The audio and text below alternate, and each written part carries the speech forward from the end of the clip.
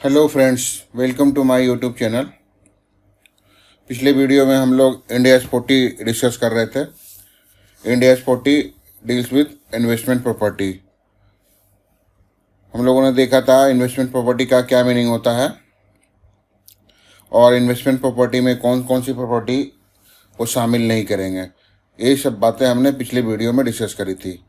Today we will discuss next issue on investment property. कुछ अलग पहलू को हम लोग डिस्कस करेंगे। चलिए स्टार्ट करते हैं। दोस्तों, इन्वेस्टमेंट प्रॉपर्टी जो होता है वो तो नॉर्मल सी प्रॉपर्टी होती है। कोई प्रॉपर्टी है, कोई लैंड है, मान लीजिए कोई लैंड है, इसे हम या तो सेल कर सकते हैं या रेंट पर दे सकते हैं या अपने बिजनेस में यूज कर सकते हैं। अगर अपने बिजनेस में यूज कर लिया तो ये ओनर ऑक्युपाइड प्रॉपर्टी मानी जाएगी, जैसा कि हमने पिछले वीडियो में डिस्कस किया था। प्रॉपर्टी, प्लांट एंड इक्विपमेंट हो जाएगी और उस पर Ind AS 16 would be applicable. दूसरा, प्रॉपर्टी को हम सेल भी कर सकते हैं और रेंट पे भी लगा सकते हैं। तो अगर सेल और रेंट कर सकते हैं तो इस पर इंड एस 40 अट्रैक्ट होगा और इन्वेस्टमेंट प्रॉपर्टी माना जाएगा। तो लैंड की जो ट्रीटमेंट है, लैंड से हमें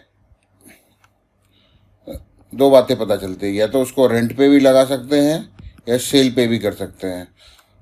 तो रेंट की अकाउंटिंग कैसे करेंगे और लैंड की अकाउंटिंग कैसे करेंगे, इस बातों को आज हमें डिस्कस करना है।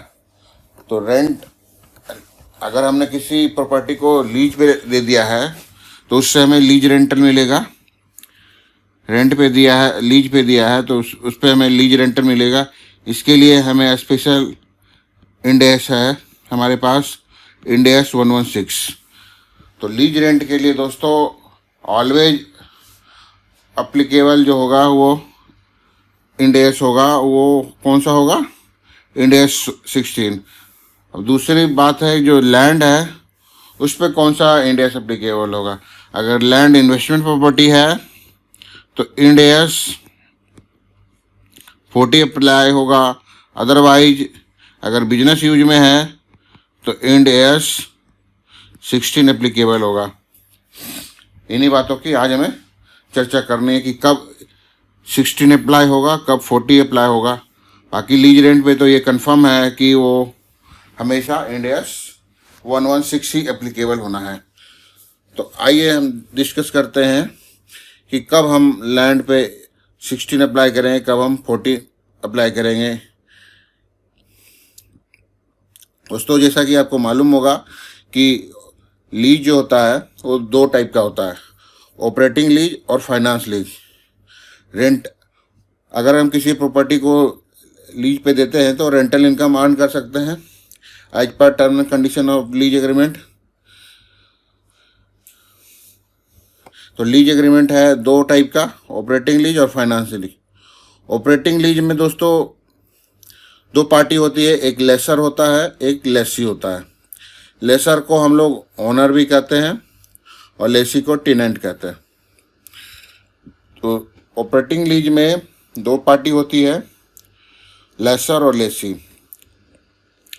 ऑपरेटिंग लीज के केस में ओनरशिप या लीगल टाइटल कहिए जिसको, वो लेसर के पास ही रहता है। लेसी के पास लीगल टाइटल नहीं होता है। इस वजह से हम लोग लेसी के बुक्स में प्रॉपर्टी को रिकॉग्नाइज नहीं करते हैं। लेसी के बुक्स में प्रॉपर्टी को रिकॉग्नाइज नहीं करते। लेसी के बुक्स में केवल लीज रेंटल की अकाउंटिंग करेंगे, क्योंकि वो उसे lease rent as per term and condition of lease agreement pay करना पड़ता है, लीज रेंटल। तो उस पर लीज रेंटल की अकाउंटिंग जो होगी इंड एस 116 के अकॉर्डिंग होगी। ऑपरेटिंग लीज के केस में प्रॉपर्टी को लेसर की बुक में रिकॉग्नाइज करते हैं, क्योंकि एक्चुअल ओनर जो लेसर होता है, इसीलिए investment property is recognise in the books of lessor, not in the books of lessee, because lessor जो होता है एक्चुअल ओनर माना जाता है, इसीलिए इंड एस 40 अप्लाई होगा। लेसी ओनर नहीं माना जाता, ना तो एक्चुअल ओनर ना तो डीम्ड ओनर, इसीलिए उसकी बुक्स में कोई अकाउंटिंग नहीं होगी प्रॉपर्टी की। केवल लीज रेंट जो पे करेगा उसकी अकाउंटिंग होगी एज पर इंड एस 116। और इधर जो लेसर होगा उससे लीज रेंट मिलेगा तो उसकी अकाउंटिंग भी इंड एस 116। तो लीज रेंटल की जो अकाउंटिंग है दोस्तों वो हमेशा एज पर इंड एस 116 होगी। बट जो प्रॉपर्टी का अकाउंटिंग होगा, जो प्रॉपर्टी रेंट आउट के लिए देते हैं उसकी अकाउंटिंग डिफरेंट होगी। ऑपरेटिंग लीज में अलग होगी, फाइनेंस लीज में अलग होगी। ऑपरेटिंग लीज के केस में इन्वेस्टमेंट प्रॉपर्टी रिकॉग्नाइज किया जाएगा in the books of lessor, not in the books of lessee. और लेसर के बुक्स में इंड एस 40 एप्लीकेबल होगा। अब दूसरा जो है फाइनेंस लीज। फाइनेंस लीज के केस में दोस्तों सिचुएशन रिवर्स है। फाइनेंस केस लीज के केस में भी दो पार्टी होती है, लेसर और लेसी। लेसर को ऑनर कहते हैं और लेसी को टेनेंट भी कहते हैं। तो लेसर जो फाइनेंस लीज के केस में लेसर है ना, वो ऑनर नहीं रह जाता क्योंकि लीगल टाइटल पास ऑन हो जाता है लेसी को, वो एज्यूम्ड ओनर बन जाता है। इन सब पहलुओं को हम लोग डिटेल में चर्चा करेंगे जब हम लोग इंड एस 116 स्टडी करेंगे, तो उस समय डिटेल में चर्चा करें। अभी फिलहाल के लिए ये समझिए कि फाइनेंस लीज के केस में जो लेसी होता है, फाइनेंस लीज के केस में जो लेसी होता है वो एज्यूम्ड ओनर बन जाता है। और लेसर जो होता है वो ऑनर नहीं रह जाता, उसके बुक्स में प्रॉपर्टी नहीं रह जाती। तो प्रॉपर्टी का रिकॉग्निशन जो है लेसी के बुक्स में करेंगे, प्रॉपर्टी का रिकॉग्निशन लेसी के बुक में करेंगे। और लेसर के बुक्स में जो प्रॉपर्टी आ रहा होगा उसे डी रिकॉग्नाइज करेंगे। डी रिकॉग्नाइज करने के लिए जो एंट्री पास करी जाएगी, lessee account debit to investment property, lessee account debit to investment property. Ind AS का एप्लीकेशन इंड एस 40 अप्लाई नहीं करेंगे, इंड एस 40 को इग्नोर करेंगे in the books of lessor. Lease rental की अकाउंटिंग सेम होगी जैसे पहले करते आ रहे थे। जो भी लीज रेंट मिलेगा लेसर को उसकी accounting as per Ind AS 116, और जो ये लीज रेंट पे करेगा उसकी accounting as per Ind AS 116। But जो लैंड की अकाउंटिंग जो है वो as per Ind AS 40 apply नहीं होगा in the books of lessor. अब लेसी के बुक्स में चेक करना पड़ेगा कि प्रॉपर्टी का क्या यूज है। लेसी के बुक्स में चेक करने पड़ेगा प्रॉपर्टी का यूज लेसी कैसे करता है। अगर वो अपने बिजनेस के लिए यूज करता है, if lessee will be use within the business, तो प्रॉपर्टी प्लांट एंड इक्विपमेंट बन जाएगा और इंड एस 16 एप्लीकेबल होगा। अगर लेसी जो फाइनेंस लीज में प्रॉपर्टी लिया है वो प्रॉपर्टी को अपने बिजनेस के यूज के लिए कर लेता है, तो ऐसी प्रॉपर्टी प्लांट एंड इक्विपमेंट मानी जाएगी और इंड एस 16 अप्लाई होगा।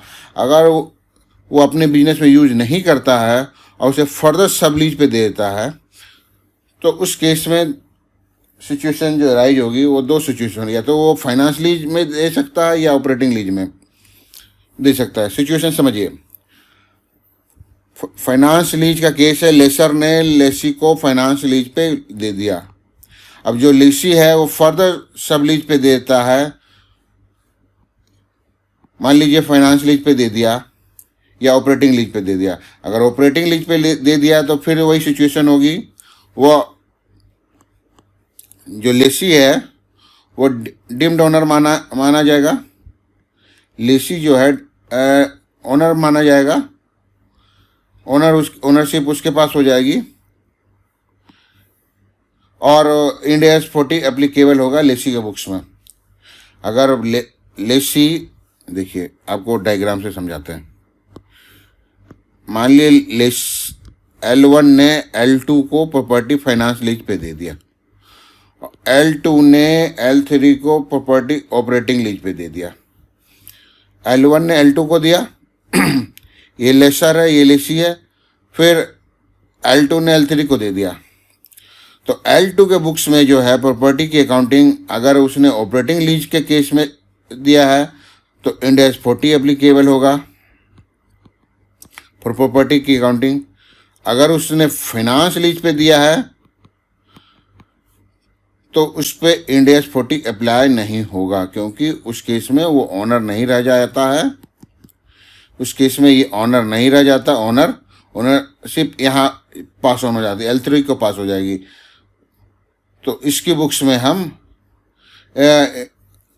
अप्लाई करेंगे इंड एस 40, ओनरशिप ये रह जाता है, ये ओनरशिप ऑनर नहीं रह जाता।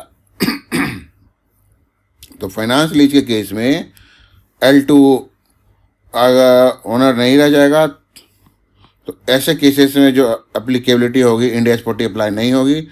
नए वाले L3 से पूछना पड़ेगा कि वो यूज कैसे करता है, depend upon use Ind AS applicable होगा। तो फाइनेंस लीज के केस में लीज रेंटल की अकाउंटिंग तो सेम होगी as it is, Ind AS 116 apply होगा।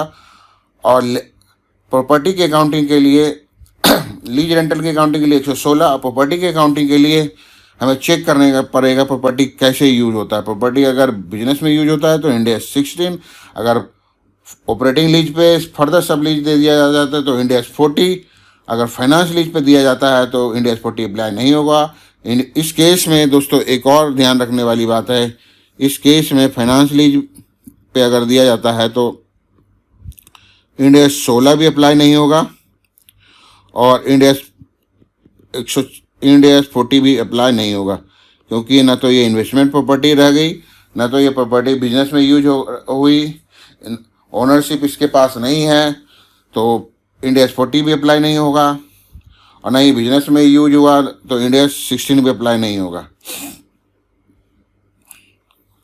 तो यहाँ तक दोस्तों उम्मीद है कि क्लियर है। फाइनेंस लीज के केस में सिचुएशन से अलग हो जाएगी। लेसर के बुक्स में प्रॉपर्टी को डी रिकॉग्नाइज करेंगे, डी रिकॉग्निशन की एंट्री होगी, प्रॉपर्टी को क्रेडिट कर देंगे, इन्वेस्टमेंट प्रॉपर्टी क्रेडिट, और लेसी अकाउंट डेबिट करेंगे। यहाँ तक क्लियर है।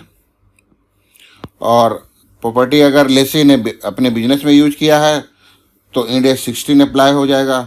अगर उसने फर्दर सब लीज पे दे दिया है तो चेक करना होगा ऑपरेटिंग लीज है या फाइनेंस लीज है। ऑपरेटिंग लीज है तो प्रॉपर्टी के लिए इंड एस 40 एप्लीकेबल होगा, और फाइनेंस लीज है तो प्रॉपर्टी के लिए चेक करना पड़ेगा क्या यूज है। इस केस में 40 भी अप्लाई नहीं होगा और 16 भी अप्लाई नहीं होगा। तो प्रॉपर्टी के लीज रेंट के केस में प्रॉपर्टी का दो यूज होता है, एक तो उससे रेंट इनकम आएगी और दूसरा प्रॉपर्टी अकाउंट। तो प्रॉपर्टी की अकाउंटिंग के लिए हम लोग चेक करना पड़ेगा फाइनेंस लीज में क्या सिचुएशन। लीज रेंट की अकाउंटिंग तो हमेशा इंड एस 116 के अकॉर्डिंग होगी। प्रॉपर्टी की अकाउंटिंग जो हम लोग करेंगे वो चेक करना पड़ेगा। अगर ऑपरेटिंग लीज का केस है तो इंड एस 40 अप्लाई होगा। अगर फाइनेंस लीज का केस है तो लेसर के बुक्स में कोई एंट्री नहीं होगी सिवाय डी रिकॉग्निशन के। प्रॉपर्टी को डी रिकॉग्नाइज करेगा और लेसी के बुक्स में चेक करना पड़ेगा उसने फर्दर कैसे यूज किया है। उनके यूज पर डिपेंड करेगा इंड एस का एप्लीकेशन कैसे होगा। यहाँ तक क्लियर है। अब आगे बढ़ते हैं, कुछ अदर इशू को डिस्कस करते हैं। कभी कभी क्या होती है दोस्तों कि प्रॉपर्टी को हम मिक्स यूज कर सकते हैं। एक तो प्रॉपर्टी कोई है, मान लीजिए इसे केवल हमने इन्वेस्टमेंट प्रॉपर्टी माना और इस पर रेंट के लिए यूज किया। कभी कभी प्रॉपर्टी होती है क्या, इसे आप मिक्स यूज कर सकते हैं। मिक्स यूज करने का मतलब है कि कुछ पोर्शन को आपने रेंट पे दे दिया, कुछ पोर्शन को आपने बिजनेस पे यूज कर लिया। तो ऐसी प्रॉपर्टी का क्या ट्रीटमेंट करेंगे वो इंड एस 40 बताता है कि ऐसी प्रॉपर्टी के केस में हम क्या करेंगे। इंड एस 40 बताता है कि अगर कोई प्रॉपर्टी रेंट पे भी दे सकते हैं और बिजनेस में यूज में भी करते हैं तो ऐसी प्रॉपर्टी का अकाउंटिंग के बारे में इंड एस 40 क्लियर करता है। तो अगर प्रॉपर्टी मिक्स प्रॉपर्टी है तो उस केस में क्या करेंगे। इफ़ प्रॉपर्टी इज सेपरेबल, अगर प्रॉपर्टी सेपरेबल है then Ind AS 16 will be applied on the portion which is used in business and later portion will be covered under Ind AS 40। अगर separable property है, अगर property को separate कर सकते हैं, अब सेपरेबल का क्या मीनिंग है वो भी हम डिस्कस करेंगे। अगर कोई प्रॉपर्टी सेपरेबल है तो उस पर इंड एस 16 अप्लाई होगा, which is use in business. अगर प्रॉपर्टी लेट आउट करते हैं, जिस पोर्शन को लेट आउट करते हैं उससे पर इंड एस 40 अप्लाई होगा। अब सेपरेबल का क्या मीनिंग है? सेपरेबल का मीनिंग है कि मान लीजिए यही केस लेते हैं। सेपरेबल का मतलब है कि कोई प्रॉपर्टी अगर रेंट के लिए भी यूज हो रहा है, बिजनेस के लिए भी यूज हो रहा है। अब जो बिजनेस के यूज वाला प्रॉपर्टी है इसको हम बेच सकते हैं, या रेंट के यूज में जो प्रॉपर्टी हो जाए उसको हम बेच सकते हैं, उसको हम बेच सकते हैं, उसकी लीगल टाइटल को हम पास ऑन कर सकते हैं, तो वो प्रॉपर्टी सेपरेबल मानी जाएगी। अगर उस प्रॉपर्टी को हम बेच नहीं सकते या फाइनेंस लीज पे नहीं लगा सकते हैं तो उसको हम सेपरेबल प्रॉपर्टी नहीं मानेंगे। तो वही है, if as per investment property Ind AS 40, investment property considered as separable only a portion can be sold or given on finance lease. A property can be sold और फाइनेंस लीज पे दिया जा सकता है तो वो प्रॉपर्टी सेपरेबल माना जाएगा विदाउट सेलिंग अदर पोर्शन। अगर हम इस पोर्शन को सोल्ड या लेट आउट कर सकते हैं विदाउट इस पोर्शन को सेल किए हुए। इस पोर्शन को हम आधा को मान लो आधा को हम सेल कर सकते हैं, आधा को हम बिजनेस के यूज के लिए रख सकते हैं, तभी ये प्रॉपर्टी सेपरेबल मानी जाएगी। अदरवाइज ये प्रॉपर्टी सेपरेबल नहीं मानी जाएगी। अगर ऐसा प्रॉपर्टी है जो कि सेपरेबल है तो जो बिजनेस यूज में हो गया है, जो जिसे हम बिजनेस में यूज कर लिए, उस पर तो इंड एस 16 अप्लाई हो जाएगा, प्रॉपर्टी प्लांट एंड इक्विपमेंट। ठीक है। और जो पोर्शन हमने रेंट पे दे दिया है सेपरेबल है तो इंड एस 40 अप्लाई हो जाएगा। ठीक है, क्लियर है। एक भाग हमने रेंट पे दे दिया, एक भाग हमने बिजनेस के यूज के लिए कर लिया है। बिजनेस के यूज के लिए जो कर लिया है वो उस पर प्रॉपर्टी प्लांट एंड इक्विपमेंट मानेंगे और इंड एस 16 अप्लाई करेंगे। और जो प्रॉपर्टी को हमने रेंट पे दे दिया है उसे हम इंड एस 40 अप्लाई करेंगे। तो एक बार मैं फिर से रिपीट करता हूँ, तो कौन सी प्रॉपर्टी सेपरेबल होगी, कौन सी प्रॉपर्टी सेपरेबल नहीं होगी। In case property is separable then Ind AS 16 will be applied on portion which is used in business but let out portion will be covered under Ind AS 40। यहाँ तक clear है। अब separable का क्या meaning है? I investment property can be considered separable. Separable मानेंगे only a portion can be sold और finance lease पे दे सकते हैं या सोल्ड कर सकते हैं। ऑपरेटिंग लीज की बात नहीं कर रहे हैं यहाँ पे। ये ध्यान रखिए, यहाँ पे हम लोग ऑपरेटिंग लीज की बात नहीं कर रहे हैं, यहाँ पे फाइनेंस लीज की बात करें, क्योंकि फाइनेंस लीज में ही लीगल टाइटल ट्रांसफर होता है। तो अगर प्रॉपर्टी को हम बेच सकते हैं या फाइनेंस लीज पर दे सकते हैं without selling other portion, then उस केस में प्रॉपर्टी सेपरेबल मानी जाएगी। अगर प्रॉपर्टी सेपरेबल नहीं है तो हम क्या एंट्री करेंगे? If property is not separable, if a property can not be given on finance lease or without selling other portion. If a portion of property cannot be sold or given on finance lease without selling other portion, it will be considered as inseparable property। अगर property separable नहीं है, मतलब separable नहीं है कहने का मतलब उसे सोल्ड आउट या फाइनेंस लीज पे नहीं दिया जा सकता विदाउट सेलिंग अदर पोर्शन। मान लो बेचना हो तो दोनों को इकट्ठा ही बेचना पड़े, अगर बेचना हो तो दोनों को इकट्ठा पार्ट में हम नहीं बेच सकते हैं, तो उस केस में हम प्रॉपर्टी को इनसेपरेबल मानेंगे। मतलब बेचना हो तो दोनों को इकट्ठा ही बेचना पड़े, अलग अलग हम यूज नहीं कर सकते, बेच नहीं सकते हैं, देन उस प्रॉपर्टी को हम इनसेपरेबल प्रॉपर्टी मानेंगे। तो ऐसे केस में इनसेपरेबल प्रॉपर्टी की अकाउंटिंग कैसे करेंगे उसकी चर्चा हम यहाँ करने वाले हैं। अगर प्रॉपर्टी सिग्निफिकेंट पोर्शन जो है प्रॉपर्टी का बिजनेस यूज हो रहा है, if significant portion is use in business then Ind AS 16 would be apply on whole property. अगर सिग्निफिकेंट पोर्शन बिजनेस वाला जो यूज है वो सिग्निफिकेंट है तो इंड एस 16 अप्लाई होगा। अगर सिग्निफिकेंट नहीं है तो इंड एस 40 अप्लाई होगा। अगर जो बिजनेस यूज वाला है वो इनसिग्निफिकेंट है तो वो उस पर हम इंड एस 16 अप्लाई नहीं करेंगे, इंड एस 40 अप्लाई करेंगे। अब क्वेश्चन ये है अराइज होता है कि सिग्निफिकेंट का मीनिंग क्या है। तो सिग्निफिकेंट का मीनिंग है 20% और मोर पोर्शन। अगर हम बिजनेस यूज में ले लेते हैं, अगर कोई प्रॉपर्टी ऐसा है, जैसे कि ये एग्जांपल था, अगर ये बिजनेस यूज में 20% या उससे ज़्यादा है तो उस पर इंड एस 16 अप्लाई हो जाएगा, इंड एस 16 अप्लाई होगा, प्रॉपर्टी प्लांट एंड इक्विपमेंट। और अगर इनसिग्निफिकेंट पोर्शन है तो मानेंगे कि पूरी प्रॉपर्टी रेंट के लिए है और उस पर इंड एस 40 अप्लाई होगा। तो हमने अभी चर्चा करी, उसको एक बार फिर से समराइज करते हैं। प्रॉपर्टी सेपरेबल है या इनसेपरेबल है। प्रॉपर्टी का दो यूज है।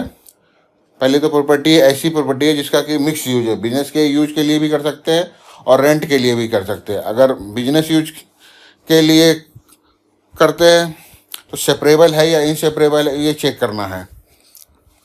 सेपरेबल तब मानेंगे जब हम उसे रेंट पे या फाइनेंस, जब उसे हम सेल कर सकते हैं या फाइनेंस लीज पे दे सकते हैं without selling other portion. Without selling other portion we can sold out और given on finance lease, then ऐसी प्रॉपर्टी को हम सेपरेबल प्रॉपर्टी मानेंगे। यहाँ पे फाइनेंस लीज पे दे सकते हैं, not operating lease. Operating lease की चर्चा नहीं कर रहे, तो ऐसी प्रॉपर्टी को सेपरेबल प्रॉपर्टी माने जाएंगे। अगर सेपरेबल प्रॉपर्टी है तो क्लियर है, जो पोर्शन बिजनेस में यूज होगा उसे इंडिया 16 अप्लाई हो जाएगा, जो पोर्शन रेंट के लिए दिया है उसे उस पर इंडिया 40 अप्लाई होगा। In case property is separable, then Ind AS 16 will be applied on the portion which is used in business. Later portion पे Ind AS 40 अप्लाई होगा। यहाँ तक क्लियर है। अगर प्रॉपर्टी सेपरेबल नहीं है, प्रॉपर्टी सेपरेबल नहीं है कहने का मतलब ऐसी प्रॉपर्टी है जिसको कि सोल्ड आउट या फाइनेंस लीज पे नहीं दे सकते। हमें अगर सोल्ड आउट या फाइनेंस लीज पे देना हो तो पूरी प्रॉपर्टी को देना पड़ेगा, पार्ट में हम नहीं दे सकते। तो ऐसी प्रॉपर्टी इनसेपरेबल प्रॉपर्टी मानी जाएगी। तो उस केस में हमें देखना पड़ेगा उस प्रॉपर्टी का यूज क्या है। अगर उस प्रॉपर्टी को हम बिजनेस यूज के लिए करते हैं, सिग्निफिकेंट पोर्शन को बिजनेस यूज के लिए करते हैं, तो उस पर इंड एस 16 अप्लाई हो जाएगा।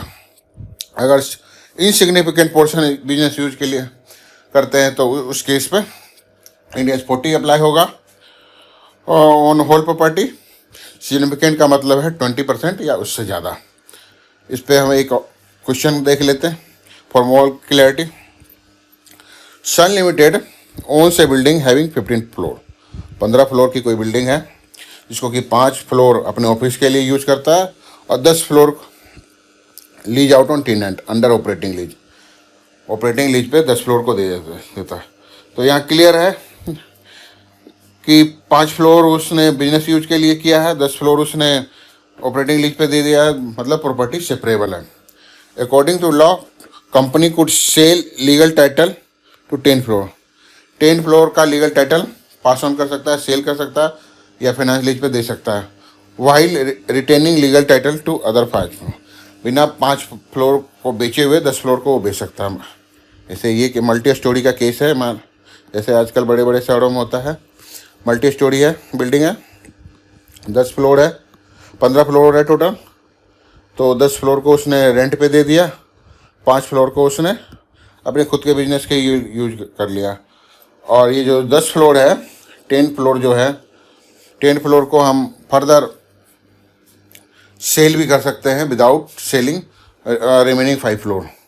तो उस केस में क्या ट्रीटमेंट है, इट इज़ वेरी क्लियर। जैसा कि हमने बताया था, remaining 10 floor should be classified under investment property. इस केस में हम लोग इसे इन्वेस्टमेंट प्रॉपर्टी मान सकते हैं। इंड एस 40 अप्लाई हो जाएगा और ये बिजनेस यूज के लिए होगा तो इंड एस 16 अप्लाई हो जाएगा, प्रॉपर्टी प्लांट एंड इक्विपमेंट वाला। क्लियर है। प्रॉपर्टी टोटल 15 फ्लोर है, 15 फ्लोर में 10 फ्लोर हमने बिजनेस यूज के लिए किया है, 10 फ्लोर हमने रेंट के लिए किया, 5 फ्लोर बिजनेस यूज के लिए है क्या। और फर्दर ये क्वेश्चन में दिया हुआ है प्रॉपर्टी सेपरेबल है कि नहीं है। ये क्वेश्चन में इंडिकेट कर रहा है कि property could sell, company could sell legal title without retaining legal title to other 5 floor while retaining legal title. मतलब 10 फ्लोर बेच सकते हैं 5 फ्लोर को बेचे बिना 10 फ्लोर को बेचना पॉसिबल, मतलब ये क्या कहता है, ये इंडिकेट करता है कि प्रॉपर्टी सेपरेबल है, सेपरेबल है। 10 फ्लोर बिक सकता है बिना 5 फ्लोर को बेचे हुए। तो this indicate property separable, property separable है। तो जो पोर्शन लेट आउट कर दिया हमने उस पर इंडिया 40 अप्लाई होगा। जो पोर्शन बिजनेस के लिए यूज कर लिया वो कवर होगा इंडिया 16 प्रॉपर्टी प्लांट एंड। अब इससे रिवर्स दूसरा केस है। दूसरा केस क्या है कि कोई प्रॉपर्टी है मिक्स यूज है। मिक्स यूज में क्या है कि 35% पोर्शन और 65% पोर्शन है, ऐसा है। 35% जो पोर्शन है वो ऑफिस के लिए यूज कर लिया गया, ऑफिस बिल्डिंग, और 65% पोर्शन को रेंट पे कर लिया। सबसे पहले हम तो ये बताना है कि प्रॉपर्टी सेपरेबल है या इनसेपरेबल। तो वो क्वेश्चन में मेंशन होगा कि सेपरेबल है, वो कंडीशन इंडिकेट करेगा। जैसे इस यहाँ पे कंडीशन इंडिकेट किया ना उसने कि company could sell legal title to the 10 floor while retaining legal title to other 5 floor. तो इंडिकेट करता है कि प्रॉपर्टी सेपरेबल है। वैसे यहाँ पे दिया होगा, यहाँ पे दिया है unable to sell the tenant space और इंटर इनटू फाइनेंस लीज। मतलब टेनेंट जो ये वाला स्पेस है 65%, इसको सेल नहीं कर सकते या फाइनेंस लीज पे नहीं दे सकते। तो इसका क्या मतलब है, प्रॉपर्टी इनसेपरेबल है। प्रॉपर्टी इनसेपरेबल है, अनेबल टू सेल, इसको सेल नहीं कर सकते या फाइनेंस लीज पे नहीं दे सकते। This indicates property is inseparable. तो ऐसे केसेस में क्या करना है। एक ही केसेस में हमने अभी क्या पढ़ा था, हमने पढ़ा था अगर प्रॉपर्टी सिग्निफिकेंट पोर्शन बिजनेस में यूज कर लेते हैं तो सिग्निफिकेंट पोर्शन बिजनेस में यूज कर लेते हैं तो उस पर प्रॉपर्टी प्लांट एंड इक्विपमेंट वाला इंडिया सप्लाई हो जाएगा। ओनर ऑक्यूपाइड प्रॉपर्टी मानेंगे, इंडिया 16 अप्लाई होगा। ठीक है, चूंकि पोर्शन सिग्निफिकेंट है, 20% से ज़्यादा है, सिग्निफिकेंट है, तो ऐसे पोर्शन पे, ऐसे होल प्रॉपर्टी पे, होल पोर्शन पे हम इंडिया 16 अप्लाई कर देंगे। 20% से ज़्यादा है ऑफिस यूज के लिए, मतलब 35% है यहाँ केस में। इस प्रॉपर्टी पे, पूरे प्रॉपर्टी पे हम लोग पूरे प्रॉपर्टी पे इंडिया 16 अप्लाई करेंगे। The company should not classify the property as investment property. क्यों क्लासीफाई नहीं कर सकते, क्योंकि unable to sell the tenant space separable नहीं है। और जो मिक्स प्रॉपर्टी का केस है सेपरेबल नहीं है, मिक्स प्रॉपर्टी का केस है। और मेजर पोर्शन बिजनेस के लिए यूज कर रहे हैं। मेजर पोर्शन का क्या मतलब है, 20% से ज़्यादा, ग्रेटर देन 20%। 20% से ज़्यादा बिजनेस के यूज कर रहे हैं तो ऐसी प्रॉपर्टी को बिजनेस यूज माने जाएंगे, ओनर ऑक्यूपाइड प्रॉपर्टी मानेंगे और इस पे इंडिया 16 अप्लाई करके चलेंगे। यहाँ तक क्लियर है। अब आगे बढ़ते हैं। कभी कभी क्या होता है कि दोस्तों, आप जैसे आपका कोई फ्लैट है, किराए पे देते हैं,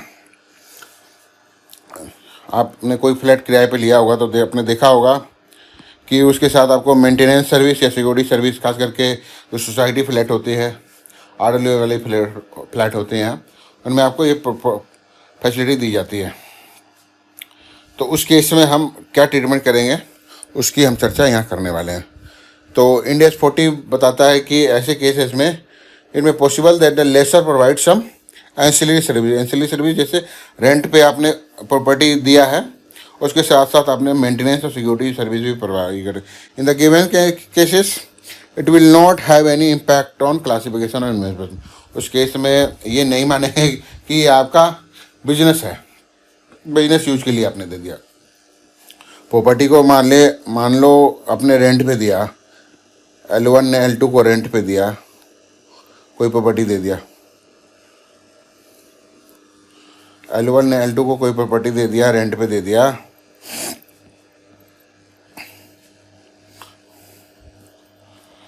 जैसे देखिए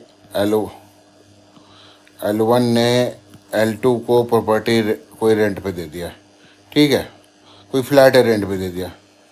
तो इस फ्लैट को ये नहीं मान लेंगे कि वो बिजनेस के यूज के लिए दे दिया।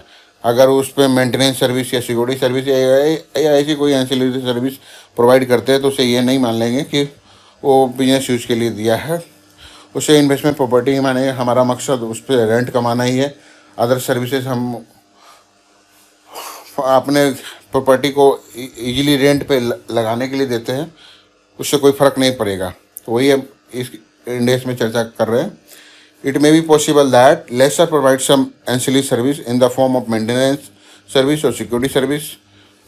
इन the given cases it will not have any impact on classification of investment property. इस केस में कोई इम्पैक्ट नहीं पड़ेगा।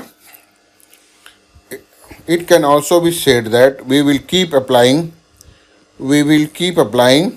इंडियाज 40 अप्लाई करते रहेंगे on let out property even if ancillary service are provided by lessor to lessee. उससे कोई फ़र्क नहीं पड़ता। जैसे कोई फ्लैट लेते हैं किराए पे, उस पर आपको मेंटेनेंस सर्विस भी देती है मकान मालिक और सिक्योरिटी सर्विस वगैरह भी देती है, तो उससे कोई फ़र्क नहीं पड़ेगा। मकान मालिक के लिए जो है प्रॉपर्टी इन्वेस्टमेंट प्रॉपर्टी मानी जाएगी। उसना कि उसे ये समझेंगे कि वो बिजनेस प्रॉपर्टी है, बिजनेस के लिए यूज कर रहे हैं। अगर हम उस पर मेंटेनेंस सर्विस या सिक्योरिटी सर्विस देते हैं। पर होटल इंडस्ट्री के लिए थोड़ा ये केस अलग है।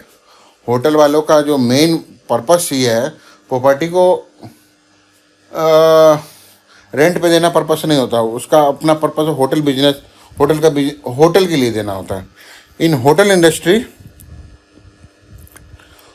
Hotel also provide this services to their guest customer, but it is their business, so we will apply Ind AS 40। क्योंकि होटल वाले का ये बिजनेस है। होटल का मेन बिजनेस ही यही है कि प्रॉपर्टी को अपने क्लाइंट के लिए रेंट पे देना, और रेंट में ये एंसिलरी सर्विस भी दे सकता है। तो इससे होटल के केस में जो है वो इंडिया 16 ही अप्लाई होगा।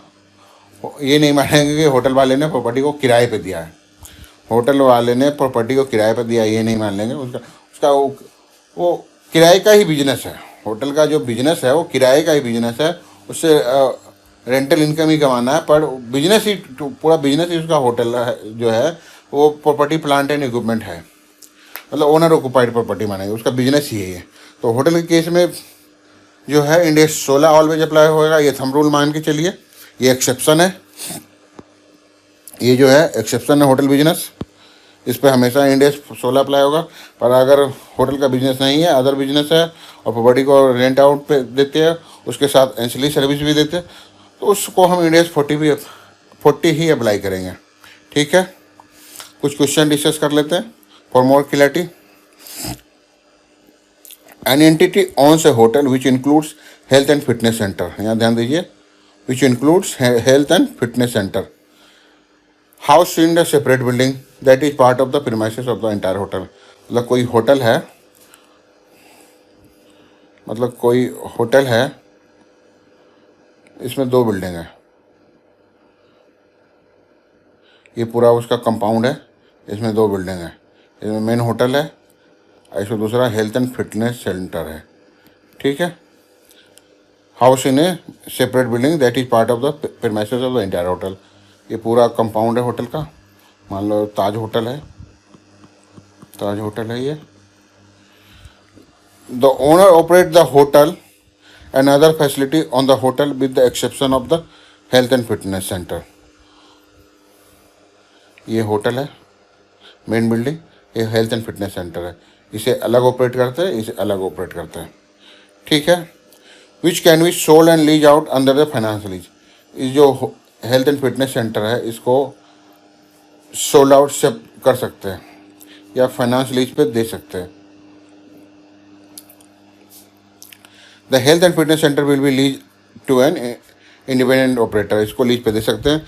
The entity has no further involvement in health and fitness centre. ठीक है, तो इस सिनेरियो में आपको बताना है कि क्या ट्रीटमेंट करेंगे। Management should classify hotel and other facility as plant and equipment. ये जो होटल है इसको plant and equipment PP owner occupied property India 16 apply होगा। And health and fitness centre है इन्वेस्टमेंट प्रॉपर्टी, इसको इन्वेस्टमेंट प्रॉपर्टी मान के इंडिया 40 अप्लाई होगा। क्यों? क्योंकि इसको सेपरेटली सोल्ड कर सकते हैं। इसका होटल के बिजनेस से कोई लेना देना नहीं है। ये अलग बिजनेस है, ये अलग बिजनेस है। होटल का एक सेपरेट बिजनेस है और हेल्थ एंड फिटनेस सेंटर का अलग बिजनेस है। एक ही कंपाउंड में है, एक ही कंपाउंड में है, ये पूरा एक ही है। उसमें 2 बिल्डिंग है, एक होटल है, एक building health and fitness centre है। और हेल्थ एंड फिटनेस सेंटर वाली जो बिल्डिंग है उसको हम अलग से सोल्ड कर सकते हैं या फाइनेंस लीज पर दे सकते हैं। ये सेपरेबल है विदाउट सेलिंग होटल। तो होटल वाली बिल्डिंग पे बिजनेस ऑक्यूपाइड प्रॉपर्टी मानेंगे, ओनर ऑक्यूपाइड प्रॉपर्टी मानेंगे और इंडस 16 अप्लाई करेंगे।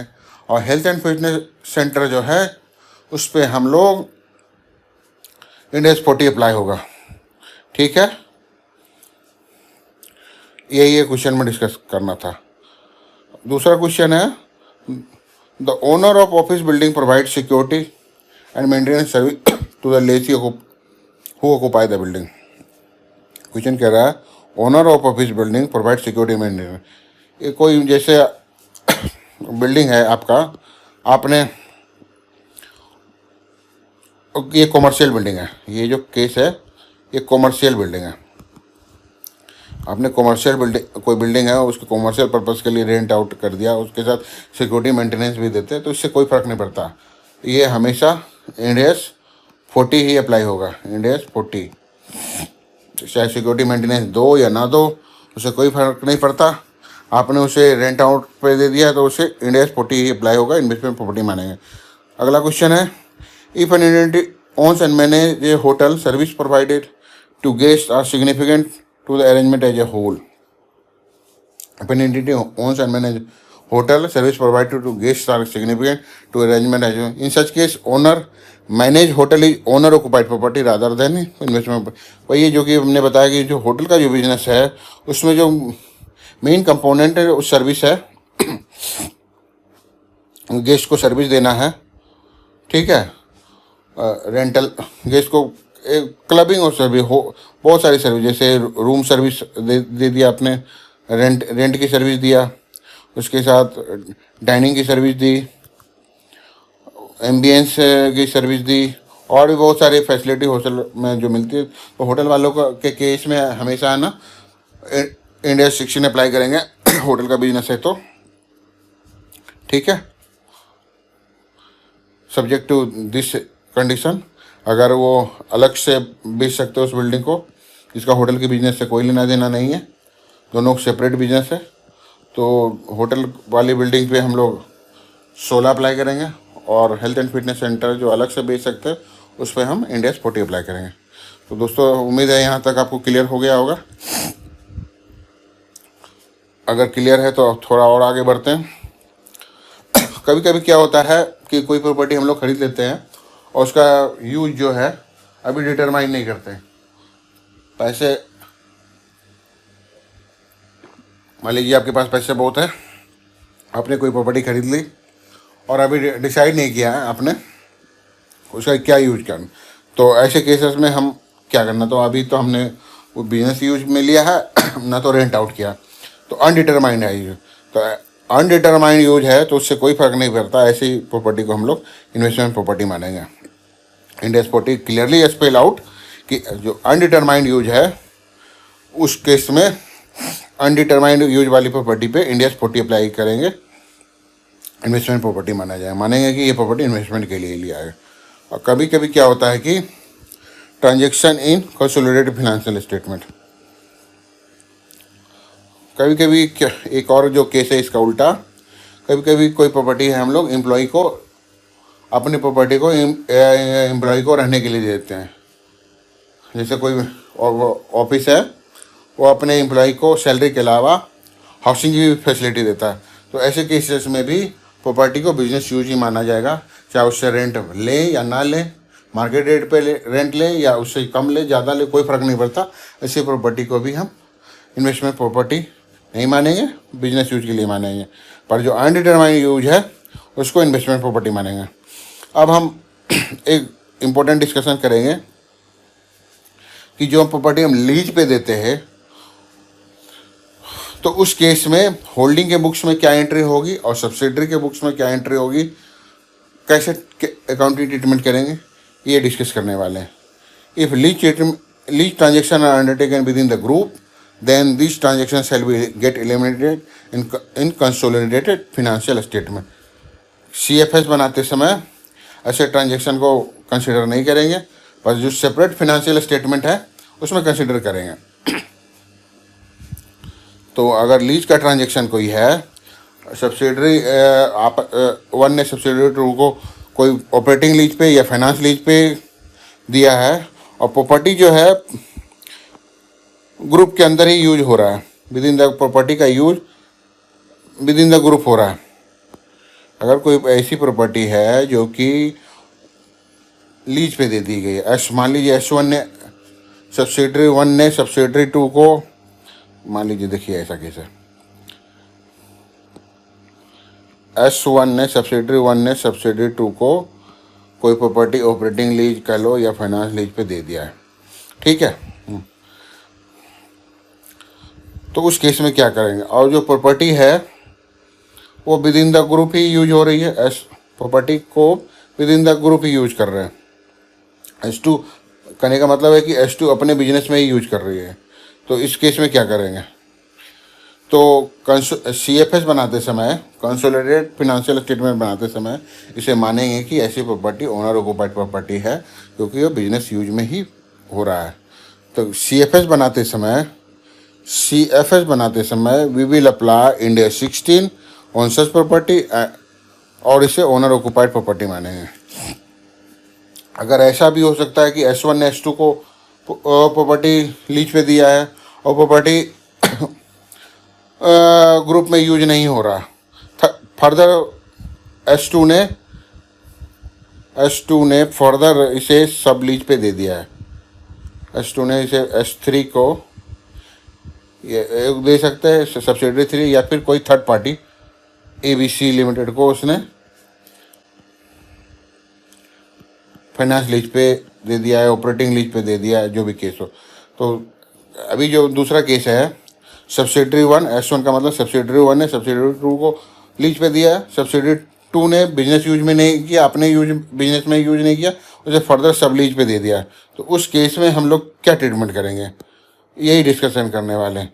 तो उस केस में हम देखेंगे कि थर्ड पार्टी का लीज जो है कैसा है। अगर फाइनेंस लीज है तो assumed owner is third party. Finance lease आगम पर दे दिया है, जैसे कि मैंने पहले बताया, फाइनेंस लीज पे जो दे दिया है तो S2 ओनर नहीं रह जाएगा, ये ओनर ABC कंपनी बन जाएगी। ABC को ओनर मान लेंगे, एज्यूम्ड ओनर मान लेंगे और उसकी बुक्स में एंट्री करेंगे। और S2 के बुक्स में कोई एंट्री नहीं होगी, ओनर नहीं माना जाएगा। Assumed owner is third party, we can not apply Ind AS 40 या इंड AS 16 ऑन CFS। इस पर कोई 16 भी अप्लाई नहीं होगा और 40 भी अप्लाई नहीं होगा, जैसा कि हमने पहले बताया था। अगर ये ऑपरेटिंग लीज का केस है तो ओनरशिप इसी के पास रह जाएगी, विद इन द ग्रुप रह जाएगी और CFS बनाते समय इंड AS 40 अप्लाई होगा। तो एक बार फिर से समराइज करते हैं। कोई प्रॉपर्टी ऐसी है जिसको कि हम ऑपरेटिंग लीज पे या फाइनेंस लीज पे देते हैं और ये होल्डिंग सब्सिडरी का केस है। होल्डिंग ने सब्सिडरी ने होल्डिंग को दे दिया, मान लीजिए ऐसा केस है, सब्सिडरी ने होल्डिंग को दे दिया और जो होल्डिंग ने है ना अपने बिजनेस के लिए यूज कर लिया, किसी और थर्ड पार्टी को उसने लीज पे नहीं दिया। तो ऐसी केसेस में ओनर ऑक्युपाइड प्रॉपर्टी मानेंगे। प्रॉपर्टी के CFS बनाते समय ओनर ऑक्युपाइड प्रॉपर्टी मानेंगे और इंड AS 16 अप्लाई करेंगे। अगर केस डिफरेंट है, property let out within the group and again let out to the third party, मान लीजिए सब्सिडरी 1 ने सब्सिडरी 2 को दिया, जैसा इस केस में था, सब्सिडरी 1 ने सब्सिडरी 2 को दिया, विद इन द ग्रुप दिया और सब्सिडरी 2 ने थर्ड पार्टी ABC लिमिटेड को दे दिया लीज पे। तो उस केस में क्या करेंगे, third party lease is an operating lease. अगर ऑपरेटिंग लीज है तो इंड AS 40 अप्लाई करेंगे क्योंकि ownership with in the group रह गई है, ओनरशिप ग्रुप के में ही है। तो ऐसी प्रॉपर्टी जो क्लासीफाई करेंगे इंड AS 40 के अकॉर्डिंग करेंगे। अगर फाइनेंस लीज में दिया है तो with in the group ownership नहीं रह गई है, तो इंडेस 40 अप्लाई नहीं होगा। इसमें 16 भी अप्लाई नहीं होगा क्योंकि बिजनेस में यूज नहीं होगा। ना तो 40 अप्लाई हुआ, ना तो 16 अप्लाई हुआ। ऐसे केसेस में इंडेस 116 अप्लाई होगा, केवल रेंट की अकाउंटिंग करेंगे। ठीक है, क्वेश्चन से समझते हैं फॉर मोर क्लैरिटी। यही जो एग्जांपल हमने लिया था वही क्वेश्चन है। S1 limited let out property to S2 limited under operating lease. Operating lease पे दिया है, ध्यान रखिए ऑपरेटिंग लीज पे दिया है। ठीक है, both the company are subsidiary of P limited. ठीक है, दोनों सब्सिडरी P लिमिटेड। एनालाइज कीजिए कैसे क्या ट्रीटमेंट करेंगे इस केस में। S1 बिल अप्लाई इंडेस 40 क्योंकि ऑपरेटिंग लीज पे दिया है। जो सेपरेट फाइनेंशियल स्टेटमेंट बनाएंगे, सेपरेट फाइनेंशियल स्टेटमेंट बनाएंगे तो उस केस में देखिए उस केस में क्या ट्रीटमेंट करेंगे। S1 ने S2 को दिया, S1 limited let out property under operating lease. और ये दोनों जो है सब्सिडरी किसकी है? P लिमिटेड की। P लिमिटेड क्या है? होल्डिंग कंपनी है। तो S1 की बुक्स में क्या एंट्री करेंगे, S2 की बुक्स में क्या करेंगे, और जब हम CFS बनाएंगे तो P की बुक्स में क्या एंट्री करेंगे, यही डिस्कस करना है। तो S1 ने S2 को दिया, ऑपरेटिंग लीज पे दिया, ओनरशिप इसी के पास है, S1 के पास है, तो इंडेस 40 अप्लाई होगा। जो S1 पे अप्लाई होगा इंडेस 40, क्योंकि ओनरशिप इसके पास है। जिसके पास ओनरशिप है वहाँ पर इंडेस 40 अप्लाई होगा। ये थंब रूल मान के चलिए। इंडेस 40 के एप्लीकेबिलिटी के सबसे पहले हमें यही चेक करना है ओनरशिप किसके पास है। जिसके पास ओनरशिप है उस पर इंडेस 40 अप्लाई कर दिए। तो इस केस में ओनरशिप किसके पास है? S1 के पास है, तो इंडेस 40 किस पे अप्लाई होगा? S1 पे अप्लाई होगा। ठीक है, आगे बढ़े। S2 पे केवल अकाउंटिंग करेंगे कैसे? एज पर 116 लीज रेंटल की अकाउंटिंग करेंगे। अब आता है जब हम CFS बनाएंगे उस समय क्या अकाउंटिंग करेंगे। CFS बनाते समय अकाउंटिंग करेंगे कि विद इन द ग्रुप ही ओनरशिप है, तो इंडेस 40 अप्लाई करके उसकी अकाउंटिंग करेंगे। Within the group property का ओनरशिप है, तो CFS बनाते समय इंडेस 40 अप्लाई करेंगे। In CFS we will apply Ind AS 16 because property let out and still is use within the group due to which it will be assumed as owner occupied property. ठीक है, तो CFS में कैसे किया हमने, SFS में कैसे किया हमने यहाँ डिस्कस कर लिया। दोनों का ट्रीटमेंट अलग अलग है, दोनों की बुक्स में अलग अलग ट्रीटमेंट करेंगे। CFS में कैसे करें ये भी हमने अब बता दिया। अगला क्वेश्चन है डिफरेंट है, यहाँ ध्यान रखिएगा। S1 late out property to S2। ठीक है, और यहाँ जो केस अब है ना, पिछले क्वेश्चन में हमने ऑपरेटिंग लीज पे दिया था, पिछले क्वेश्चन में ऑपरेटिंग लीज पे, यहाँ पे हमने फाइनेंस लीज में दिया। फाइनेंस लीज में दिया तो उस केस में क्या करेंगे? Both the company are subsidiary of P limited. S1 एक मिनट पानी पी लो। S1 limited let out property to S2 limited under finance lease. ठीक है, both the company are subsidiary of P limited. S2 limited sublet the proportion to K limited under operating lease. ये वही question है जैसा कि example हमने ऊपर समझाया था। S1 ने S2 को दिया, S2 ने K को दे दिया, K लिमिटेड को ऑपरेटिंग लीज पे दिया, K लिमिटेड को ये ऑपरेटिंग लीज पे दिया, ये फाइनेंस लीज पे दिया। पहले तो हम सेपरेट फाइनेंशियल स्टेटमेंट बनाते समय क्या करेंगे और फिर देखेंगे कंसोलिडेटेड फाइनेंशियल स्टेटमेंट। तो सेपरेट फाइनेंशियल स्टेटमेंट बनाते समय क्या करेंगे, सोचिए। ओनरशिप किसके पास है? S1 S2 को दे दिया। केस क्या है? फाइनेंस लीज का है। ओनरशिप कहाँ गया? ओनरशिप इसके पास नहीं रह गई, तो इसके बुक्स में ओनरशिप इसके पास नहीं है, इसके बुक्स में इंडेस 40 अप्लाई नहीं होगा। ठीक है, क्लियर है। S2 ने K लिमिटेड को दे दिया ऑपरेटिंग लीज पे, तो ऑपरेटिंग लीज के केस में ओनर कौन बनाएंगे? ऑपरेटिंग लीज के केस में ओनरशिप S2 के पास है, तो इस पे इंडेस 40 अप्लाई होगा, इस पे 116 अप्लाई होगा केवल लीज रेंट के लिए। अगर यही फाइनेंस लीज पे देता, ऑपरेटिंग लीज नहीं होता, फाइनेंस लीज होता, तो ये इंडेस 40 इस पे अप्लाई नहीं करते और तब उस केस में ओनर्स ये K लिमिटेड माना जाता। ये तो सेपरेट फाइनेंशियल स्टेटमेंट की बात है। और कंसोलिडेट में क्या करेंगे? ये ऑपरेटिंग लीज है, जैसा कि हमारे क्वेश्चन में दिया गया है, एक मिनट, S2 ने दे दिया है इसे ऑपरेटिंग लीज पे। अब इस केस में क्या एंट्री करेंगे? इस केस में S1 ने S2 को दिया फाइनेंस लीज पे, ठीक है, S2 ने के लिमिटेड को दे दिया ऑपरेटिंग लीज पे। तो इस केस में क्या करेंगे? वही ट्रीटमेंट होगा। S1 से S2 में, S1 की बुक्स में इंड एस 40 अप्लाई नहीं होगा, S2 के बुक्स में इंड एस 40 अप्लाई होगा। S2 के बुक्स में इंड एस 40 अप्लाई होगा क्योंकि ओनरशिप S2 के पास है, और के लिमिटेड के बुक्स में केवल रेजिडेंट की अकाउंटिंग है। और CFS बनाते समय कंसिडर करेंगे प्रॉपर्टी को, क्योंकि property within the group है। We will apply Ind AS 40 on let out portion. CFS बनाते समय we will apply Ind AS 40 on let out portion which is given to third party and Ind AS 16 on use portion. इसमें मान लो case अब दूसरा है property, ये तो अभी हमने सिंपल क्वेश्चन बताया, अब इसमें थोड़ा सा ट्विस्ट है, अब वो उसकी चर्चा करते हैं। ये तो अभी सिंपल वाला केस समझाया था, पर इस क्वेश्चन में थोड़ा सा ट्विस्ट करते हैं। S1 Limited let out property to S2 Limited under finance lease. Both the companies are subsidiary of P Limited. S2 Limited sublet a portion of the property to K Limited under operating lease. एक portion is दिया। अब question ये है, देखिए ध्यान से देखिए, S1 जो है S2 को देता है, S1 जो है S2 को देता है अंडर फाइनेंस लीज, ठीक है, under finance lease.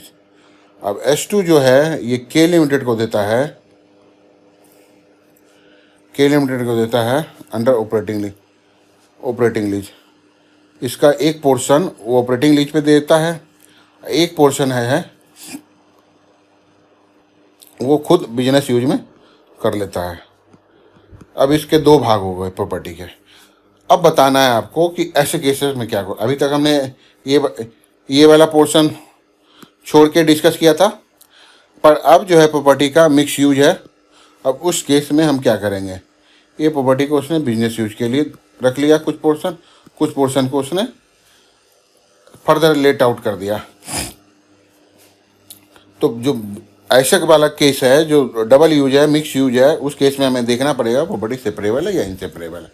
Property separable है, फिर हमें चेक करना पड़ेगा कि सिग्निफिकेंट पोर्शन यूज किया, इनसिग्निफिकेंट पोर्शन यूज किया। अगर सिग्निफिकेंट पोर्शन यूज कर लिया तो होल प्रॉपर्टी पे हम लोग लगा देंगे end AS 40 end AS 16 business use मान लेंगे, property plant and equipment.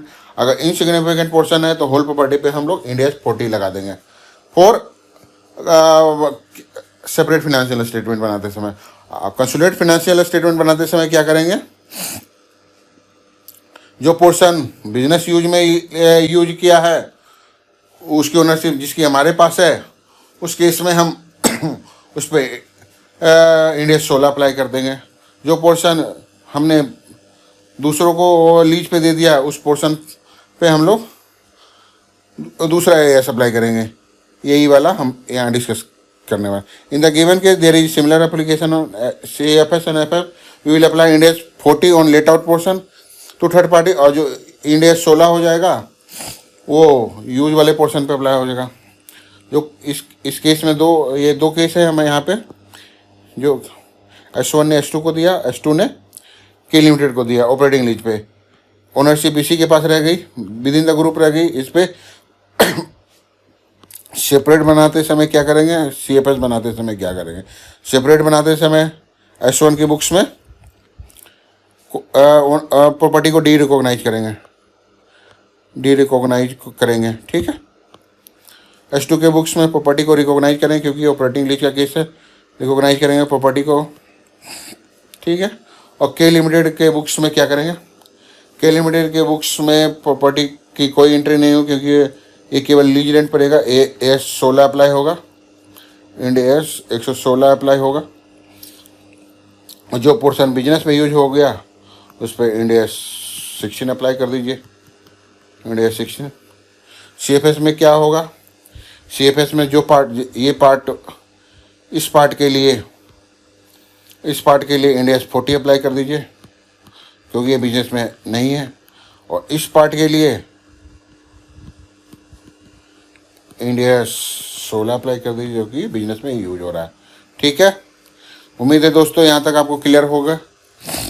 Next हम लोग वीडियो में हम लोग चर्चा करेंगे कि प्रॉपर्टी का कैसे रिकॉग्निशन करते हैं बुक्स में, प्रॉपर्टी को कैसे बिजनेस में रिकॉग्नाइज करते हैं। तब तक के लिए धन्यवाद। Thanks a lot for watching my video. उम्मीद है कि आपको इंडिया क्लियर हो रहा होगा। Thank you, thanks a lot once again.